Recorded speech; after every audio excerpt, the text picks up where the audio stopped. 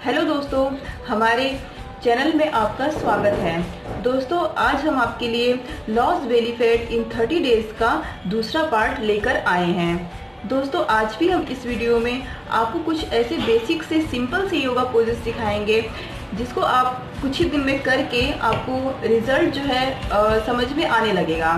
तो चलिए स्टार्ट करते हैं। दोस्तों, हमारे इस वीडियो के दूसरे पार्ट के पहला आसन जो है वो है उष्ट्रासन यानी कि कैमल पोज। दोस्तों, वैसे तो कैमल पोज के बहुत सारे फायदे हैं, जितना ही मैं कहूँगी वीडियो बहुत लंबी हो जाएगी, इसलिए मैं कुछ बेसिक से फायदे आपको बताऊंगी। जैसे उष्ट्रासन से पहला फायदा ये होता है कि इससे हमारी पाचन, क्योंकि उष्ट्रासन से हमारे जो आंतों में फैलाव होता है और हमारी पाचन क्रिया मजबूत होती है, और पाचन क्रिया मजबूत होगी तो ऑब्वियस सी बात है हमको जो है वो कब्ज की प्रॉब्लम नहीं होगी। और इससे जो होता है रीढ़ की हड्डी मजबूत होती है और इससे पीठ दर्द की प्रॉब्लम कभी नहीं आती है।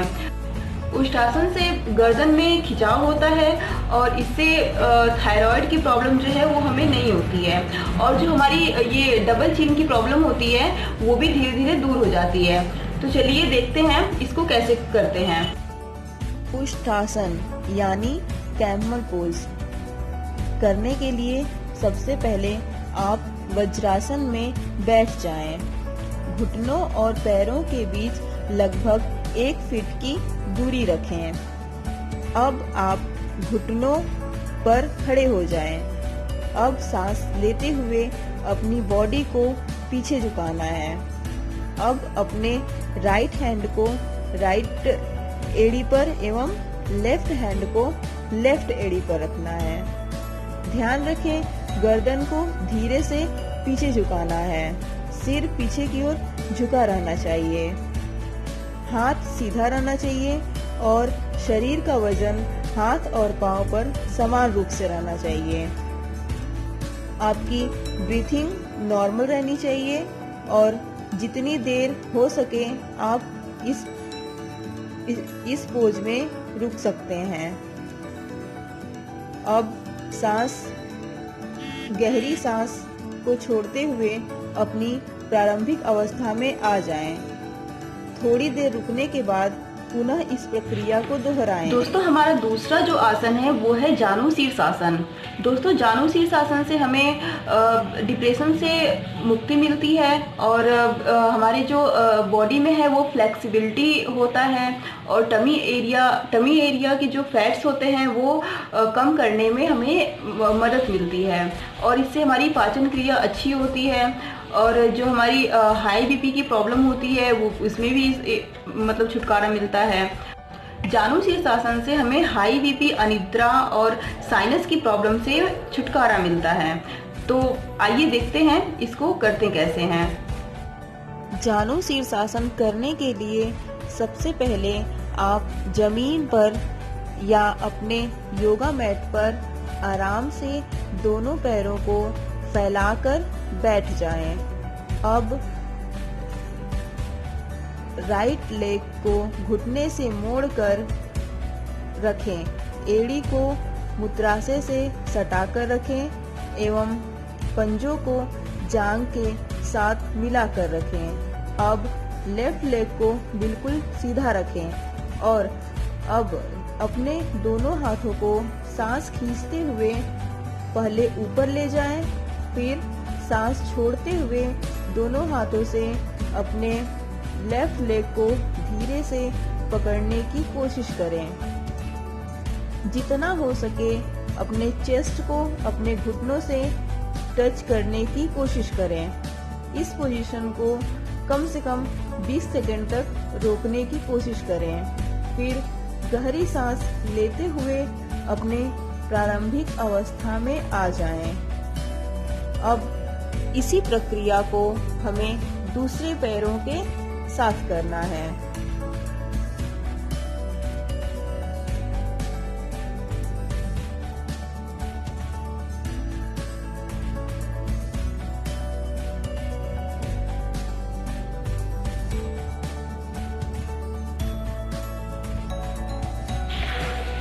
दोस्तों, हमारा तीसरा आसन है पाद हस्तासन। दोस्तों, पाद हस्तासन से हमें काफ़ी सारे फायदे हैं। लेकिन इसमें जो बेसिक्स से हैं वो ये है कि इससे हमारे जो फैट्स हैं उनसे तो छुटकारा मिलता ही है, और इससे हमारी जो है थकान दूर होती है और एकाग्रता बढ़ती है, और हमारी जो बॉडी की फ्लेक्सिबिलिटी है वो इंक्रीज़ होती है। तो चलिए देखते हैं इसको कैसे करते हैं। पाद हस्तासन करने के लिए सबसे पहले आप आराम से सीधी तरीके से खड़े हो जाएं। अब अपने दोनों हाथों को सांस खींचते हुए ऊपर ले जाएं। बॉडी आपकी बिल्कुल सीधी रहेगी, कहीं से भी झुकना नहीं चाहिए। अब सांस छोड़ते हुए अपने बॉडी को नीचे ले जाएंगे।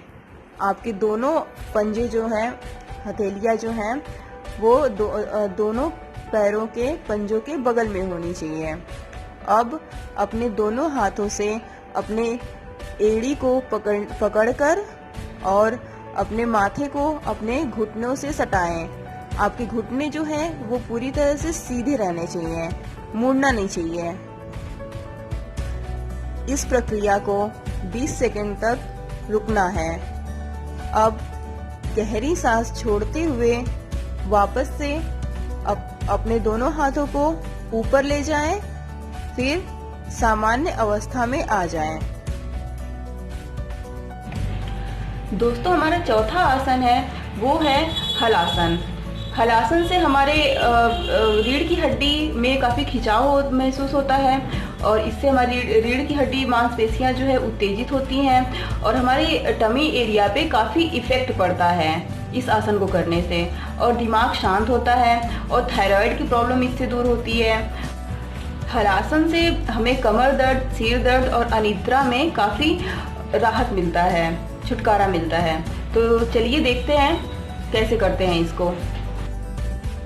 हलासन करने के लिए सबसे पहले आप जमीन पर या योगा मैट पर पीठ के बल लेट जाएं। अपने हाथों को शरीर से सटा लें, हथेलियां जमीन की तरफ रहेंगी। सांस भीतर की ओर खींचते हुए पैरों को ऊपर की तरफ उठाएं। टांगे कमर से 90 डिग्री का कोण बनाएंगी। दबाव पेट की मांसपेशियों पर रहेगा। टांगों को ऊपर उठाते हुए अपने हाथों से कमर को सहारा दें। सीधी टांगों को सिर की तरफ झुकाएं और पैरों को सिर के पीछे ले जाएं।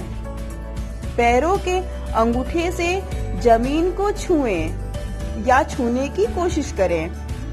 हाथों को कमर से हटाकर जमीन पर सीधा रख लें।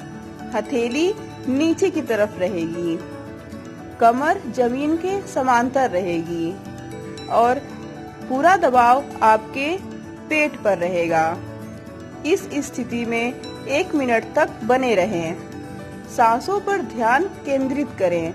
सांस छोड़ते हुए टांगों को वापस जमीन पर ले आएं, और थोड़ी देर विश्राम के बाद पुनः इस प्रक्रिया को करें।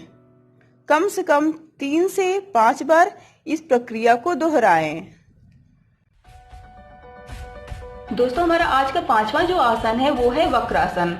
वक्रासन के नियमित अभ्यास से आपको वजन से काफ़ी छुटकारा मिल सकता है, और इससे हमारे पेट, टमी एरिया पे काफ़ी इफेक्ट पड़ता है। इससे हमारे पेट से रिलेटेड समस्या जो है वो दूर हो जाती हैं। तो चलिए देखते हैं इसको करते कैसे हैं। आसन करने के लिए सबसे पहले आप अपने पाँव को फैलाकर जमीन पर बैठ जाएं। ध्यान रहे दोनों पैरों के बीच बिल्कुल भी दूरी ना हो। बाएं पैर को घुटने से मोड़ें और इसको उठाकर दाएं घुटने के बगल में रखें। रीढ़ आपकी बिल्कुल सीधी रखें तथा सांस छोड़ते हुए कमर को बाईं ओर मोड़ें। अब हाथ के कोहनी से बाएं पैर के घुटने को दबाव के साथ अपनी ओर खींचें। आप पैर को इस तरह से अपनी ओर खींचें कि पेट पे दबाव आए। अपने हिसाब से योगासन को मेंटेन करें। सांस छोड़ते हुए प्रारंभिक अवस्था में आएं। यही क्रिया दूसरी ओर से दोहराएं। दूसरी ओर से होने के बाद यह एक चक्र पूरा हो जाता है।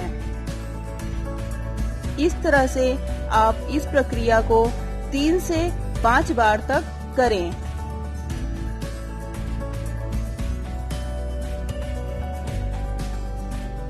दोस्तों हमारा आज का छठवां जो आसन है वो है वृक्षासन यानी ट्री पोज। दोस्तों ट्री पोज से हमें जांघों, टखनों और रीढ़ की हड्डी में मजबूती मिलती है और इससे हमारे शारीरिक संतुलन में सुधार होता है और इससे साइटिका की प्रॉब्लम भी दूर होती है और इससे हमारे जांघों और कंधों और छाती में खिंचाव होता है। इससे हमें काफी सारे प्रॉब्लम से छुटकारा मिलता है। तो चलिए देखते हैं इसको कैसे करते हैं। वृक्षासन करने के लिए सबसे पहले ताड़ आसन में खड़े हो जाएं। दाएं घुटने को मोड़ें और दाएं पैर के पंजे को बाईं जांघ पर जितना ऊपर हो सके टिकाएं। एड़ी ऊपर की तरफ हो और पंजे जमीन की तरफ हो। बाएं पैर पर सारे शरीर का वजन संतुलित करते हुए सीधे खड़े हो जाएं। जब संतुलन ठीक से बन जाए तब बाजुओं को ऊपर उठाएं और सिर से सीधा ऊपर दोनों हथेलियों को नमस्कार मुद्रा में जोड़ लें। इस मुद्रा में संतुलन बनाए रखना शुरुआत में बहुत कठिन होता है।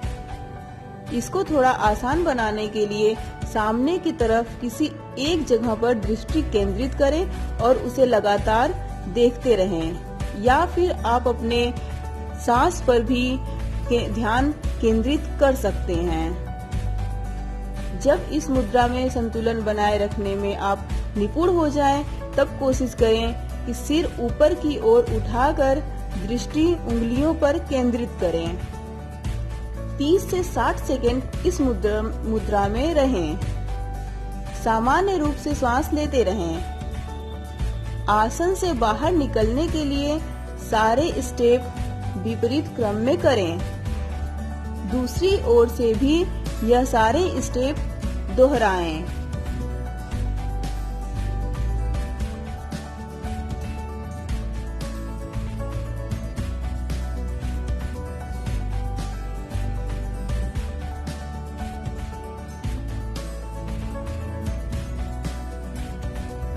दोस्तों हमारा 7वां आसन जो है वो है अर्ध चक्रासन। दोस्तों अर्ध चक्रासन के नियमित अभ्यास से हमें वेट लॉस करने में काफ़ी मदद मिलता है और इससे हमारे टमी एरिया का जो फैट होता है वो बहुत जल्दी कम होता है और इससे हमारा डायबिटीज़, शुगर ये सब कंट्रोल होता है। तो और अर्ध चक्रासन से हमारे जो गर्दन में काफ़ी खिंचाव होता है और इससे हमारे नेक पेन और डबल चिन की प्रॉब्लम जो है वो दूर होती है। तो चलिए देखते हैं कैसे करते हैं। अर्ध चक्रासन। इस आसन को करते समय शरीर की स्थिति आधे चक्र जैसी हो जाती है, इसलिए इसे अर्ध चक्रासन कहते हैं। सबसे पहले सीधे खड़े हो जाएं और अपने दोनों हाथों से कमर को सहारा दें। ध्यान रखें कि आपकी सभी उंगलियां जुड़ी हुई हों ताकि ये कमर को सहारा दे सकें।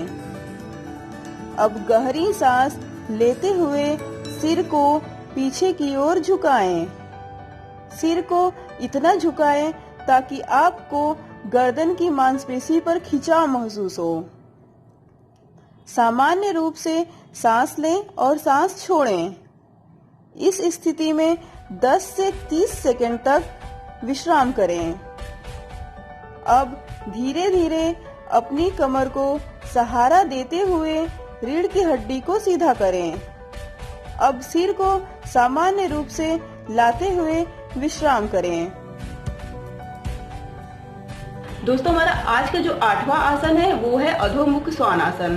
दोस्तों अधोमुख श्वानासन से हमारा पेट का चर्बी कम करने के साथ साथ भी इसके बहुत सारे फायदे हैं, जैसे कि इससे हमें सिर दर्द, अनिद्रा, पीठ दर्द और थकान से राहत मिलता है, और इससे हमारे बाजुओं और टांगों को मजबूती मिलता है, और इससे बाजुओं और कंधों में खिंचाव आता है, जिससे हमारे जो बाजू साइड के जो फैट्स होते हैं वो भी कम होने में हमें मदद मिलती है, और इससे बॉडी जो है वो काफ़ी एक्टिव रहता है, और इससे हमारे मतलब इसको नियमित रूप से करने से हमें अवसाद यानी डिप्रेशन से भी मुक्ति मिलती है, और इसमें हाई बीपी, अस्थमा और साइटिका जैसे बीमारियों में भी हमें राहत मिलता है।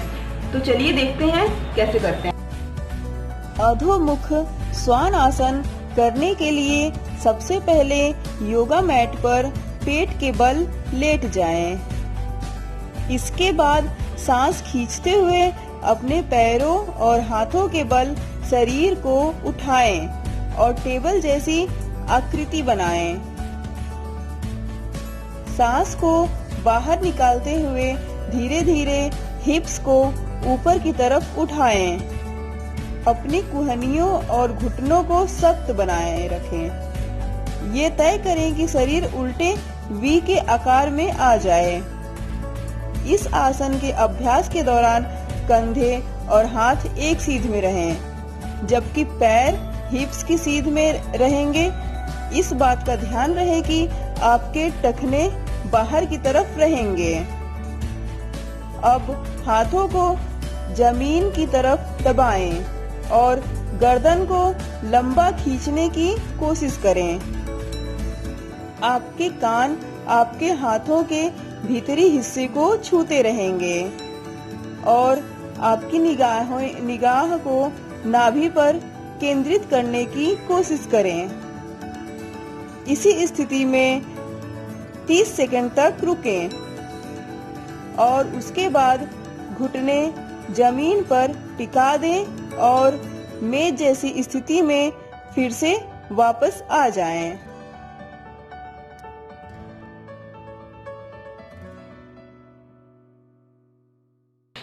दोस्तों हमारे आज का जो 9वां आसन है वो है नौका आसन। नौका आसन से हमें हमारी पाचन क्रिया जो है वो मजबूत होती है, और इससे हमें हमारे टमी एरिया के जो साइड बेली फैट्स होते हैं वो काफ़ी हद तक इसको रिड्यूस करता है, और जो हमारे हिप के जो एक्स्ट्रा फैट्स होते हैं उन्हें भी रिड्यूस करता है, और ये हमारे रीढ़ की हड्डी को मजबूत करता है, और कमर दर्द के लिए तो एकदम रामबाण आसन है ये। तो चलिए देखते हैं तो कैसे करते हैं। नौकासन करने के लिए सबसे पहले योगा मैट पर सीधे बैठ जाएं। टांगे आपके सामने की तरफ स्ट्रेच करेंगे। दोनों हाथों को हिप्स से थोड़ा पीछे की तरफ फर्श पर रखें। शरीर को ऊपर की तरफ उठाएं।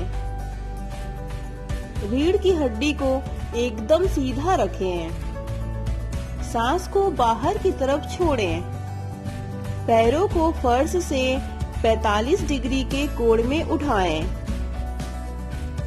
टेल बोन को बढ़ाएं और हिप्स को नाभि के करीब ले आएं।